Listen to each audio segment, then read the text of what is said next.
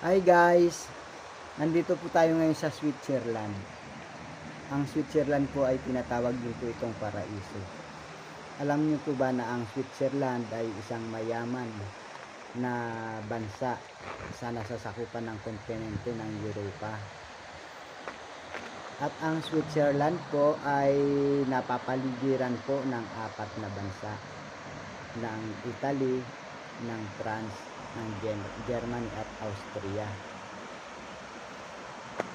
At ang Switzerland din po ay may 4 na klima, yung summer, autumn, spring at winter. So itong bidyong ginagawa ko kung saan ay ini-explore ko po kayo, ito po yung panahon ng winter.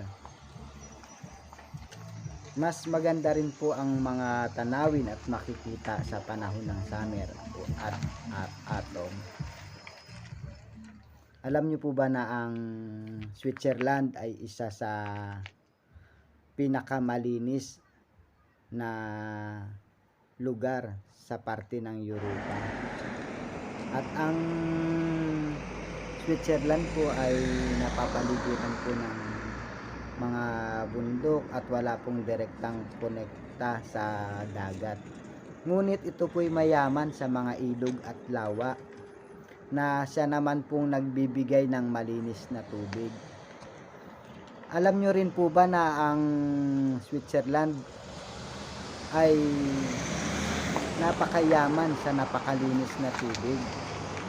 Ulti po mga fountain, mga tubig sa fountain ay pwede pong inumin. Yan po yung tradisyon o nakasanayan na nila. Kaya pinapanatili pong malinis ang lahat ng tubig sa lahat ng parte ng lugar ng Switzerland.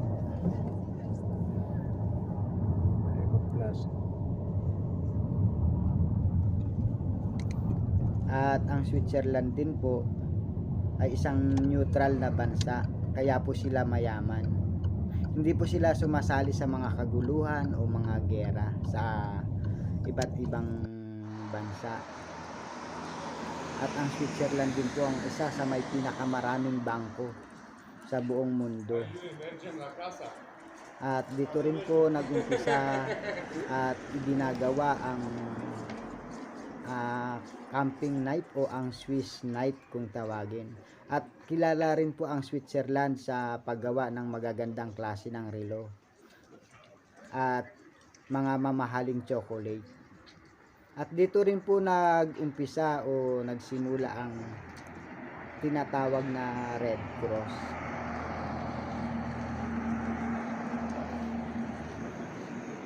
At ang Switzerland din po ay dinadayo na mga adventurist at sa dahilang napakaganda po rito ng mga pagdaraos o pagsasagawa ng skiing, snowboarding, skydiving at paragliding.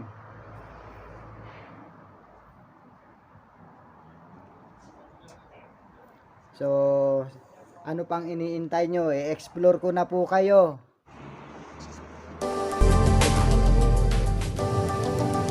Hindi, doon. May titigil tayo.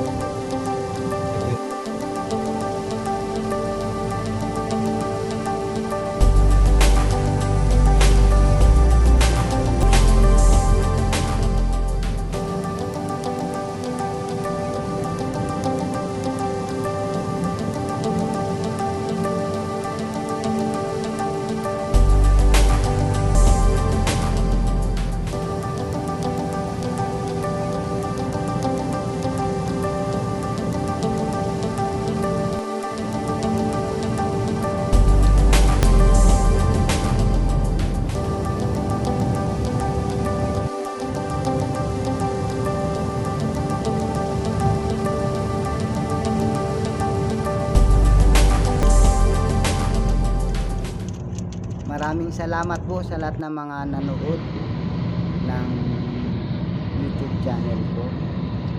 Sa mga bago pa lang po sa YouTube channel ko, makisuyo po, like at paki-subscribe na lang po ang YouTube channel ko. Napakalaking tulong na po yan sa isang katulad ko na content creator. Sana ay nagustuhan nyo ang mga video ginawa ko.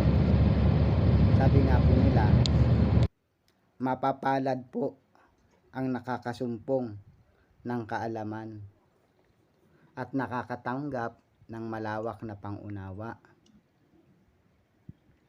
Kaya sa mga nanonood, mananatili lang po kayong nandiyan at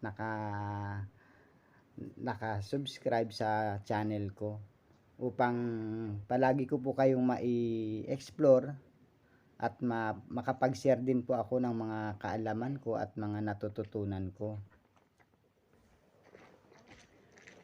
Sa lahat ng mga nanood, maraming salamat pong muli. Naway lagi kayong nandiyan at huwag magsasawa.